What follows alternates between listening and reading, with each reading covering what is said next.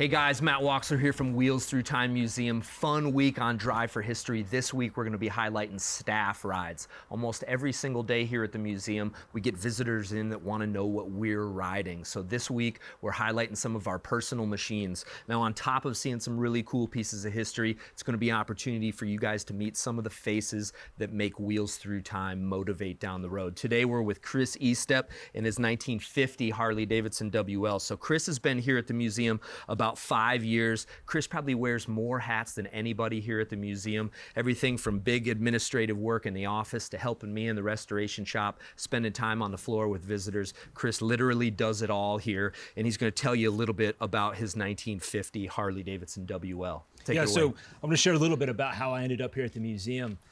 So about 2012, I guess, I had lived here in Haywood County all my life, but had never been to the museum. Saw it on television. Came out my very first day here. I met Dale, and as a lot of you know from meeting Dale, immediately built a connection with him. And once he found out that I was a local, he told me, he's like, anytime you're here, just come on back. And so I probably drove Matt and Dale crazy for a few years, coming in and out all the time. And then about 5 years ago, as Matt said, the opportunity opened up to start working here part-time.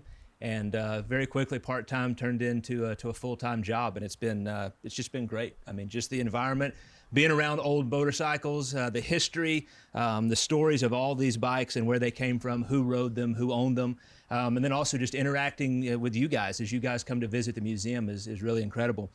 A lot of you guys probably maybe recognize this bike. About 3 years ago on Dale's channel, this bike showed up at the museum. It was blue. And Dale came and grabbed me one day and he said, "Here, I got a project for you." So he brought me back into the shop, and Jake was here along with me. And Jake and I had the privilege of tearing down this machine, and along with Dale's help, to be able to rebuild it and bring it back into showroom condition. A little while after that, I never owned a motorcycle in my life before. And working here at the museum, it doesn't take too long that you want to own a motorcycle, and you want to own an old motorcycle.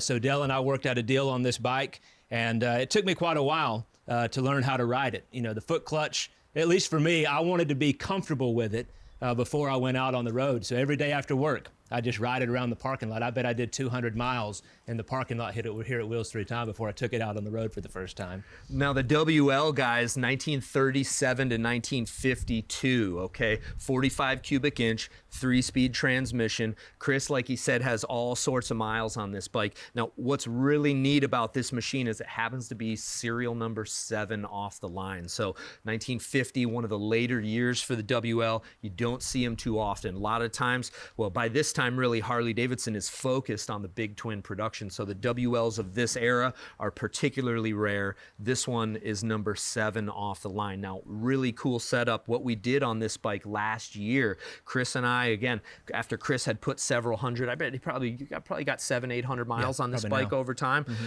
What we did was we took this bike back to the shop, pulled the cam cover off, and slid in some hot cams from a Harley Davidson KH. Now the KH was a 55 cubic inch machine, breathed a little bit deeper. So we took some cams out of them old KHs, stuffed them right into this WL, and it really made it scream down the road considerably better. So very, very neat bike. Now one of the cool things about the WLs of this era, it's kind of like a crossover machine. You've actually got the panhead style fenders, which debuted in 1949. So earlier style fenders have the rib here, the panhead fender or a panhead style fender. Of course, now this one's set up with the brace for the spring fork.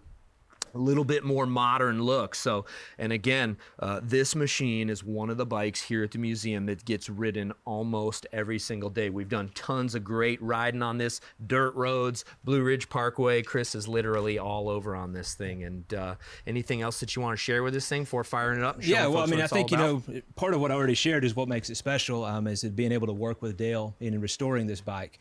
And then also, it's important to me, 1950 was actually the year my dad was born. So it's cool for that significance as well. So, but really cool, man. We'll get this thing fired up. Let everybody hear how it sounds, man. Take it for a spin.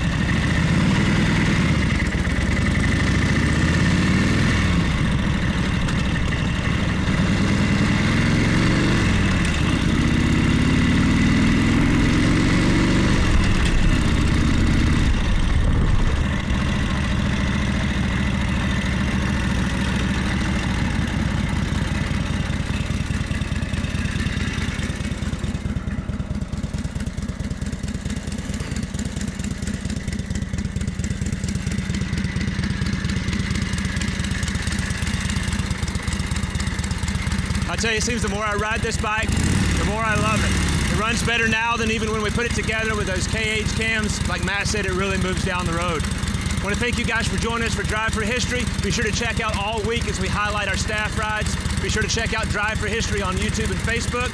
Don't forget to check out the new merch we've got in the gift shop. And also don't forget to check out the raffle tickets on the 1948 Panhead. Be sure to get your chance to win.